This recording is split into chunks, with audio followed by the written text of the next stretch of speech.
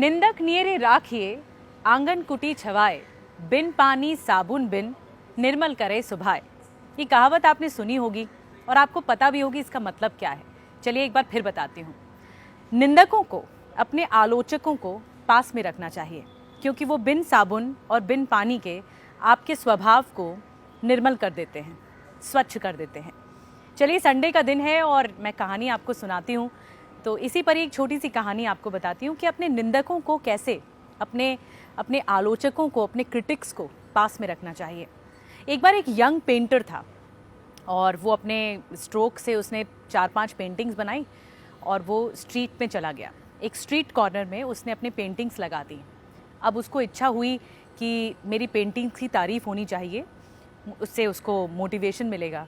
तो उन पेंटर ने क्या किया, एक नोट छोड़ दिया, पेंटिंग्स लगा दी और एक नोट छोड़ दिया कि मैं नया पेंटर हूँ और मैंने ये स्ट्रोक्स बनाए हैं, ये पेंटिंग्स बनाई हैं। अगर आप कोई सुझाव देना चाहें तो दे सकते हैं। अगर आपको लगता है कि मैंने कोई मिस्टेक की है, क्योंकि मैं नया पेंटर हूँ, तो आप उस मिस्टेक को उजागर भी कर सकते हैं, उसको फ्रंट लाइन में मुझे बता सकते हैं, मुझे इम्प्रूव करने का मौका मिलेगा। उसने वो नोट लगा दिया स्ट्रीट कॉर्नर पे यंग पेंटर ने, और फिर वो चला गया। अगले दिन सोचा कि देखा, उसको लगा कि कुछ मोटिवेशन उसके पास आया होगा। जब देखा तो वो भौचक्का रह गया, हैरान हो गया। आप जानते हैं, वहाँ पर जितने लोग आए सब ने उस पेंटिंग में इतने बड़े बड़े लाल निशान लगा दिए। मतलब सबको उस पेंटिंग में मिस्टेक्स दिखी। वो इतना डिस्करेज हुआ, इतना हताश हुआ कि अपने मास्टर के पास गया, कि मास्टर से कहा उसने कि मैंने इतनी पेंटिंग बनाई और सबको उसमें खामी ही दिखी, सबको उसमें मिस्टेक्स दिखी, और इतने मिस्टेक्स कि मैं शैटर्ड हो गया हूँ। मैं अब और पेंटिंग नहीं करूँगा, मुझे लगता है पेंटिंग मेरे लिए नहीं बनी है। तो उसके मास्टर ने उसको सजेशन दिया, अब एक काम करो, इस पेंटिंग का रेप्लिका तुम दो। रेप्लिका बनाया उसने, और मास्टर ने कहा कि अब स्ट्रीट कॉर्नर पे जाओ और इन पेंटिंग के साथ नोट में लिखना, मैं एक यंग पेंटर हूँ और मैंने ये पेंटिंग्स बनाई हैं।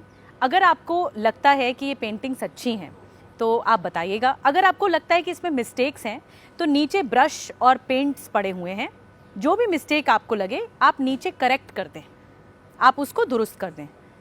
फिर ये नोट लगा के फिर वो चला गया। अगले दिन आया तो कुछ नहीं था पेंटिंग में, क्लीन थी, ना कोई दाग, ना कोई निशान, किसी को उसमें कोई खामी नज़र नहीं आई। आप बात समझे? बात ये थी कि it is easy to criticise, ये बहुत आसान है किसी की आलोचना करना, लेकिन it is difficult to improve.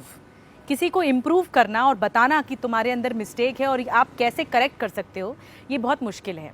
तो criticism should be taken as, मतलब क्रिटिसिज्म को should be taken as a pinch of sugar.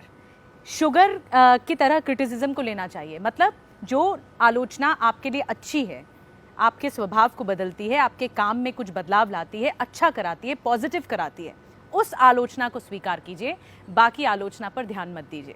आपका दिन शुभ हो।